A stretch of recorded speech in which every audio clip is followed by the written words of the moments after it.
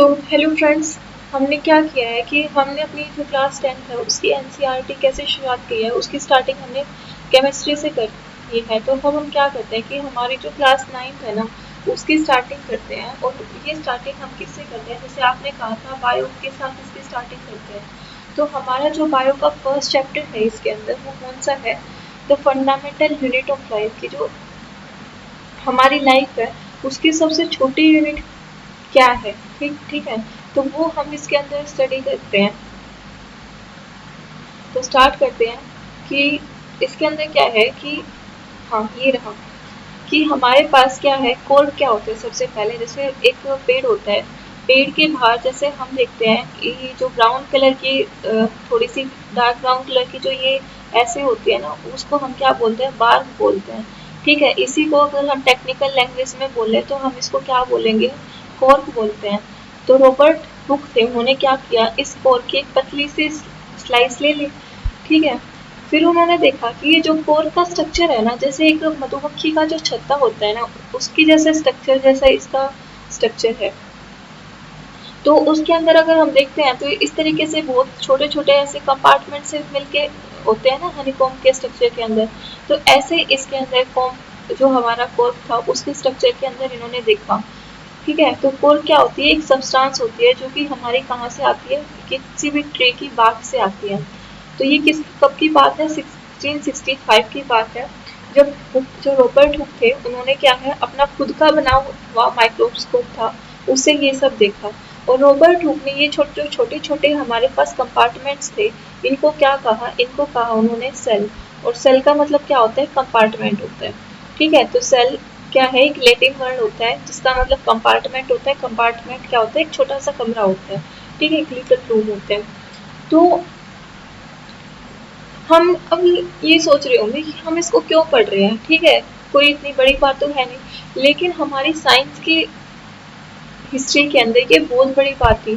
क्योंकि पहली बार ऐसा हुआ था कि किसी ने क्या है, क्या देखा था, हमारे पास सेल देखा था। ठीक है, और जो यूज हुआ था हमारे पास पहली बार जो सेल है ये वर्ड यूज हुआ था।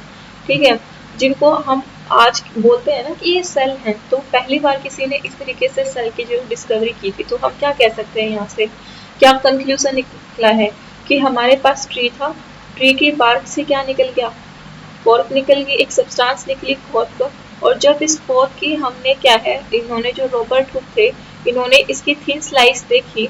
तो उन्होंने देखा कि इसका जो स्ट्रक्चर है वो किस जैसा है, हनीकॉम्ब के जो हनीकॉम्ब होता है उस जैसा स्ट्रक्चर है। और छोटे छोटे कंपार्टमेंट्स हैं जिनको क्या कहा, सेल कहा। सेल का मतलब क्या होता है, एक लिटिल रूम होता है, कंपार्टमेंट होता है। अब बात यह है कि जो ये सेल होते हैं ये किस चीज के मिलके बने होते हैं। तो कुछ नहीं है, इसमें एक एक्टिविटी है कि हम ये क्या करना है, एक ऑनियन पल्प होता है, मतलब जो ऑनियन होता है ना वो लेना है, उसके एक स्मॉल पीस लेना है और उसको उसकी जो स्किन होती है ना उसको हटा लेना है। और फिर बाद में इसको क्या है, माइक्रोस्कोप के नीचे देखना है। तो इसके लिए हम डाइस वगैरह का भी यूज कर सकते हैं। ठीक है, तो हम देखेंगे कि इसके अंदर है ना इस तरीके से स्ट्रक्चर्स देखने को मिलेंगे, जिसके अंदर ये जो बीच में ब्लैक कलर का स्ट्रक्चर है ना इसको हम क्या बोलते हैं, न्यूक्लियस बोलते हैं। और ये जो छोटे छोटे से ये हेक्सागोनल जो स्ट्रक्चर हम देख रहे हैं ये क्या है, हमारे सेल है। ठीक है, तो ये है। अब है इसमें जैसे कंपाउंड माइक्रोस्कोप का स्ट्रक्चर दे रखा है कि कंपाउंड माइक्रोस्कोप जो होता है उसके अंदर क्या क्या होते हैं। ठीक है, नीचे हमारे पास इसको रखने के लिए एक हॉरिजॉन्टल वो क्या होता है, स्टैंड, मतलब एक हॉरिजॉन्टल जो होता है कोई भी स्लैब वगैरह है तो उसके ऊपर बेस की हेल्प से इसको नीचे रखते हैं। फिर यहाँ पे एक मिरर लगा होता है। ठीक है, और ऊपर यहाँ पे क्या होता है, कंडेंसर होता है। यहाँ पे हम अपनी स्लाइड रखते हैं। ठीक है, और यहाँ पे स्लाइड के यहाँ पे दोनों तरफ क्या लगी होती है, हमारे पास क्लिप्स लगी होती है ताकि जो स्लाइड है वो इधर उधर मूव ना करे। ये हमारी बॉडी है इसकी माइक्रोस्कोप की। ऊपर से एक लेंस होता है, ठीक है, जिसको हम क्या बोलते हैं, आई पीस बोलते हैं। दो तरीके की यहाँ पे एडजस्टमेंट देख सकते हैं, एक होती है फोर्स, मतलब मोटा मोटा देखना किसी भी चीज को, और बिल्कुल उसके अंदर बिल्कुल बारीक से स्ट्रक्चर्स अगर हमने देखने हैं किसी भी स्लाइड के अंदर तो हम क्या करते हैं, फाइन एडजस्टमेंट करते हैं। फिर ये जैसे इसकी आर्म दे रखी है और यहाँ पे एक और लेंस दे रखा है जो कि हमारा कौन सा है, ऑब्जेक्टिव लेंस, एक यहाँ पे लेंस है, एक ऑब्जेक्टिव लेंस हो गया, एक यहाँ पे जैसे कंडेंसर हो गया, ठीक है, और एक ये मिरर है। तो ये चीजें हमें ध्यान देनी है, ठीक है। तो ये हमने देख लिया कि ऑनियन का जो स्ट्रक्चर है वो किस तरीके से दिखेगा हमें। नेक्स्ट आते हैं। तो अगर मान लो अगर हम क्या करें, ऑनियन को अलग अलग साइज का ऑनियन ले ले, क्या हमें जो ये सेल दिखेंगे ये एक जैसे मतलब ऐसे दिखेगा, ये जो स्ट्रक्चर दिखा था हमें सेम दिखेगा, या उसके अंदर कुछ डिफरेंस आएगा, या फिर इनका जो साइज है वो डिफरेंस आएगा। तो इसके अंदर क्या होता है कि ना तो साइज के अंदर डिफरेंस आता, ठीक है, और ना ही इसकी शेप वगैरह के अंदर डिफरेंस आता है। हमें इसी तरह के सेल्स देखने को मिलेंगे, बस क्या हो जाएगा उनका नंबर बढ़ जाएगा, ठीक है। तो सिमिलर स्ट्रक्चर्स देखने को मिलेंगे और उनका क्या हो जाएगा, जो हमारा नंबर है वो हम कह सकते हैं बढ़ जाएगा सेल्स का, ठीक है। फिर आता है ये जो हम स्ट्रक्चर्स देख रहे हैं वो क्या है, तो ये वही कह रहा है कि जो स्ट्रक्चर है वो एक दूसरे से दिखेंगे, मतलब सिमिलर से होंगे। अब कह रहा है कि कहीं तो ये जो सेल है उन्होंने एक जो है बिग स्ट्रक्चर बनाया है, जैसे कि एक ओनियन बल्ब बनाया है, हाँ। तो ये भी आ गया, जैसे जो सेल्स होंगे ओनियन पिन के वो क्या होंगे, सेम होंगे, बेशक हम कितने भी बड़े साइज का ओनियन ले लें या छोटे साइज का ले लें। तो ये जो स्ट्रक्चर्स हम देखने को मिल रहे हैं ना, ये क्या है, हमारे बेसिक बिल्डिंग यूनिट्स हैं। मतलब इन स्ट्रक्चर से ही क्या बना है, हमारा पूरा का पूरा ओनियन बल्ब बना है, और इन स्ट्रक्चर्स को हम क्या कह रहे हैं, सेल बोल रहे हैं। यानी कि इन शॉर्ट क्या है, हमारा जो सेल है वही क्या है, बेसिक बिल्डिंग यूनिट है किसी भी ऑर्गेनिज्म की। जैसे यहाँ पे ओनियन है या फिर कोई एनिमल ले लो तो उसके भी।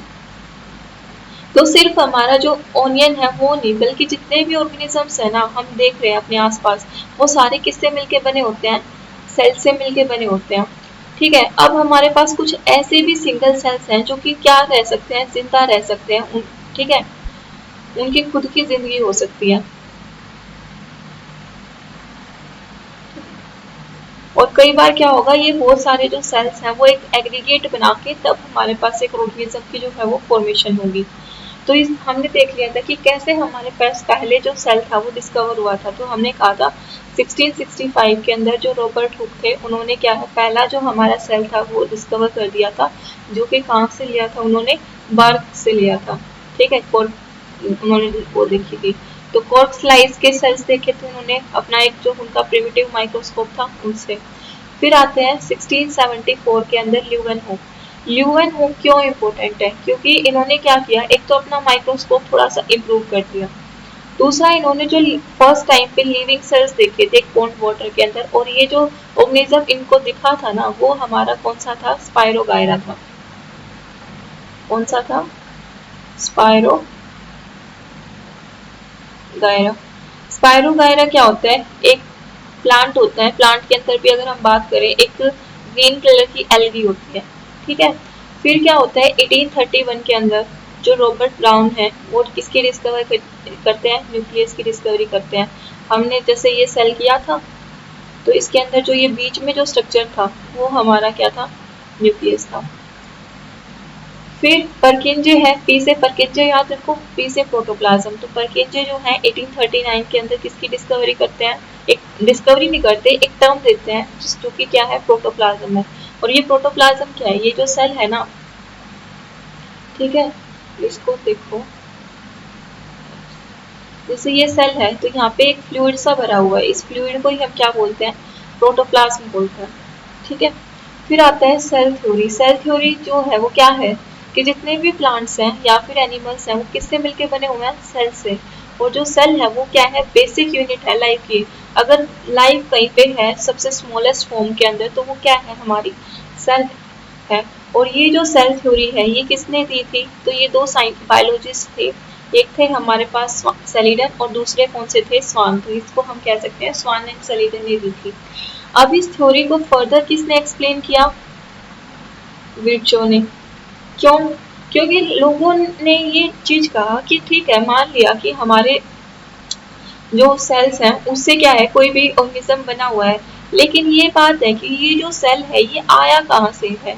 तो जो हमारे विर्चो है ये इसी बात को कहते हैं कि एक टर्म देते हैं ओमनी सेलुला ई सेलुला, क्या बोलते हैं ये, ओमनी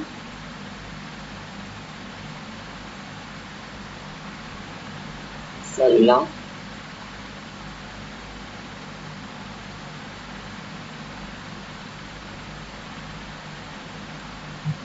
ई सेलुला, ठीक है। सेलुला को हम ऐसे लिख लेते हैं शॉर्ट, ठीक है, ये समझ जाना सेलुला है।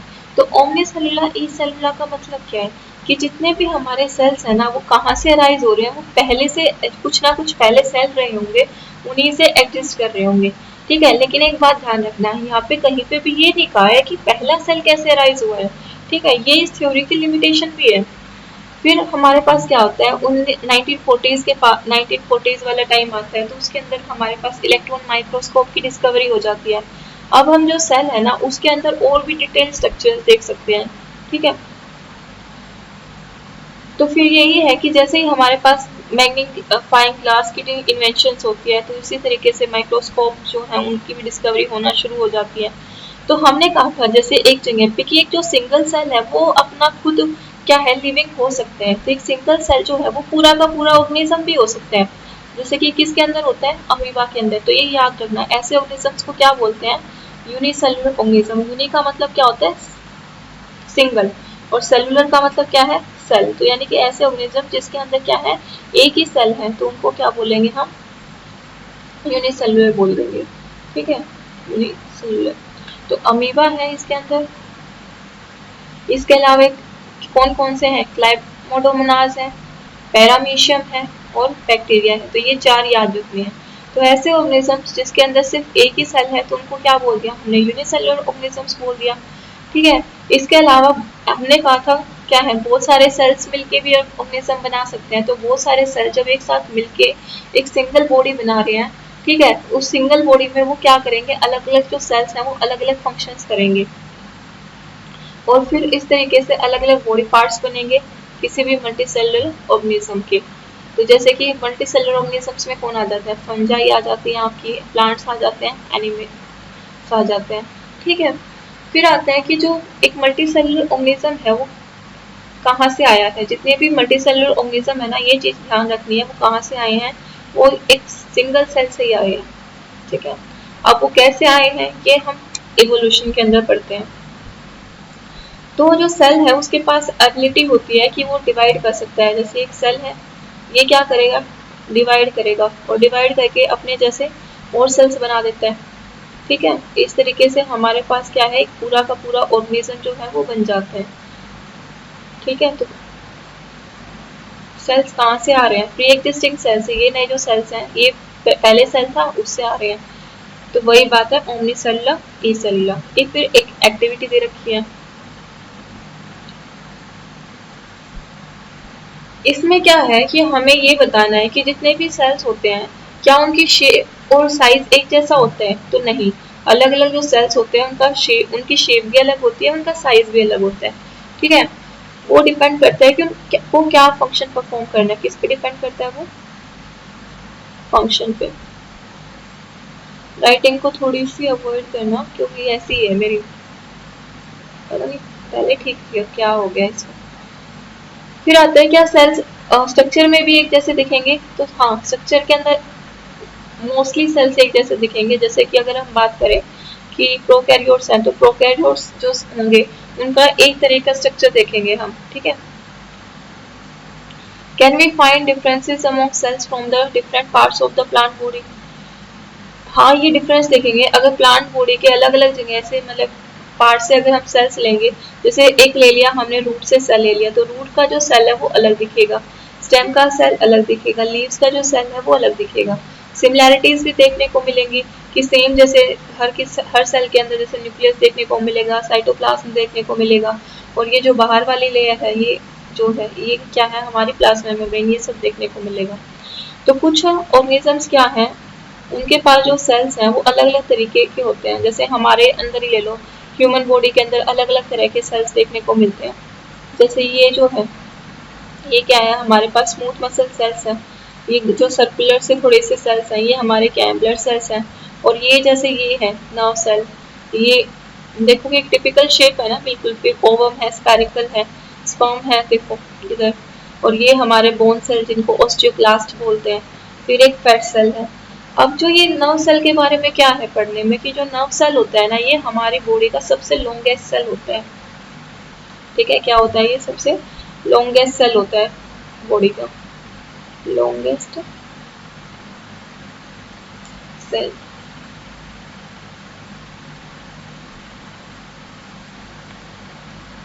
आगे क्या है इसमें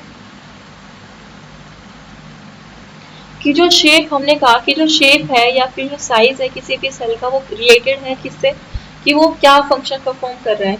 जैसे कि हमने अमीबा देखा, अमीबा का जैसे है, इसकी कोई डेफिनेट शेप नहीं होती, ये इस तरीके का होता है, जो चाहे वो ही शेप ले लेगा।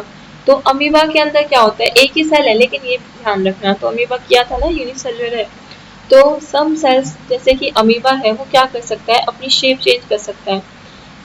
कई बार क्या होता है, जो शेप है वो हमारी ज्यादातर सेल्स के अंदर जो शेप है ना वो फिक्स होती है, जैसे कि अभी हमने न्यूरॉन का देखा था। ठीक है, इसी तरीके से ओवम देखा, स्पर्म देखा, बोन सेल्स देखे, उनकी शेप क्या है, फिक्स्ड है, पर्टिकुलर है कि इस तरह के सेल की पर्टिकुलर शेप होगी, जैसे कि नर्व सेल्स। फिर आते हैं कि हर लिविंग जो सेल है वो क्या कर सकता है, उसके पास कैपेसिटी है कि वो कुछ बेसिक फंक्शन परफॉर्म करेगा, और वो बेसिक फंक्शंस क्या है, कैरेक्टरिस्टिक्स होंगी किसी भी लिविंग सेल की। इसका कहने का मतलब क्या है कि हम कैसे डिफरेंशिएट कर सकते हैं कोई भी सेल है, मतलब सॉरी कोई भी ऑर्गेनिज्म है वो लिविंग है या फिर नॉन लिविंग है, क्योंकि वो कुछ ना कुछ फंक्शंस परफॉर्म कर रहा होगा। जैसे कि हम हैं, मान लो सो भी रहे हैं तो रेस्पिरेशन हो रहा है हमारे अंदर, तो जो रेस्पिरेशन है वो भी कोई पार्ट कर रहा होगा ना सेल का। ठीक है, तो हाउ डज एक जो सेल है वो इन फंक्शंस को कैसे कर रहा है, तो मल्टी सेलुलर ऑर्गेनिज्म है, तो जैसे कि ह्यूमन बींग्स है, बहुत सारे सेल्स हैं, मल्टी सेलुलर सेल्स है, तो वो क्या कर रहे हैं, सेल्स इकट्ठा हो रहे हैं कि हम क्या है, उन्होंने ग्रुप बना लिया में, जैसे इस तरह की जो सेल्स हैं रेड कलर वाले, इन्होंने कहा कि हम एक ही फंक्शन लेंगे, हम कोई दूसरा फंक्शन नहीं परफॉर्म करेंगे। इसी तरीके से जो बी सेल्स हैं एक पर्टिकुलर शेप एंड साइज के, उन्होंने कहा हम कोई दूसरा फंक्शन परफॉर्म करेंगे। इस तरीके से क्या है कि अलग अलग जो पार्ट्स है ह्यूमन बॉडी का वो अलग अलग फंक्शन कर रहा है। जैसे हमारा हार्ट है वो क्या कर रहा है, ब्लड को पंप कर रहा है, स्टमक है, स्टमक के अंदर फूड का डाइजेशन हो रहा है, तो अलग अलग जो है ऑर्गन है वो अपना अलग अलग फंक्शन कर रहे हैं।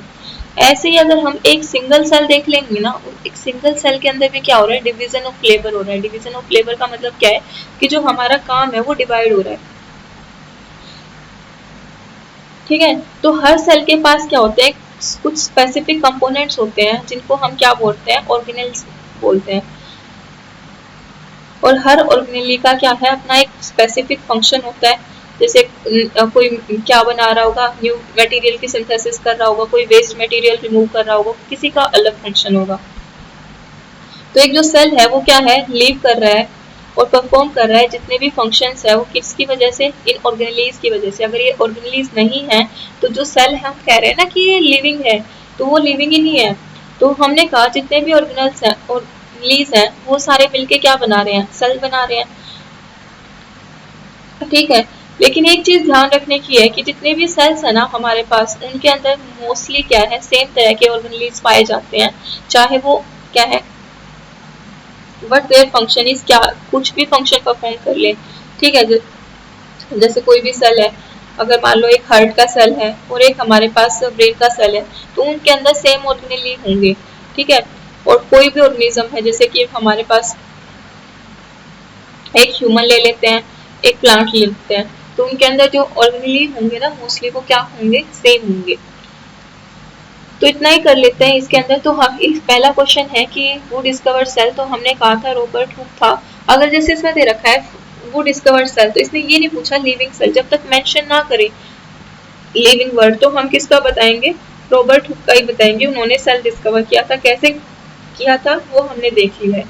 सेकेंड है कि जो सेल है, ये इंपॉर्टेंट क्वेश्चन है आपका जो है कि why is cell called the structural and the functional unit of life. जो सेल है उसको हम स्ट्रक्चरल और फंक्शनल यूनिट क्यों बोल रहे हैं सेल की, क्योंकि स्ट्रक्चरल में देखो कि जितने भी ये सेल हैं ये क्या बना रहे हैं, मिलके एक ऑर्गेनिज्म बना रहे हैं। ठीक है, तो हम क्या कह सकते हैं कि एक ऑर्गेनिज्म है वो किससे मिलके बना होता है, सेल से। ये उसी तरीके से है जैसे एक घर बनाने के लिए क्या होता है, ईंटें चाहिए होती है ना, ब्रिक्स चाहिए होती है, उसी तरीके से ऑर्गेनिज्म बनाने के लिए क्या चाहिए, सेल चाहिए। तो इसी वजह से सेल को क्या बोलते हैं, स्ट्रक्चरल यूनिट बोल रहे हैं लाइफ की। फंक्शनल यूनिट क्यों बोल रहे हैं, क्योंकि हमारी बॉडी का जो भी फंक्शन है, ठीक है, जिनकी वजह से हम लिविंग है, वो कौन परफॉर्म कर रहा है, सेल ही परफॉर्म कर रहे हैं। इसी वजह से जो है सेल क्या है, स्ट्रक्चरल यूनिट भी है लाइफ की और फंक्शनल यूनिट भी लाइफ की।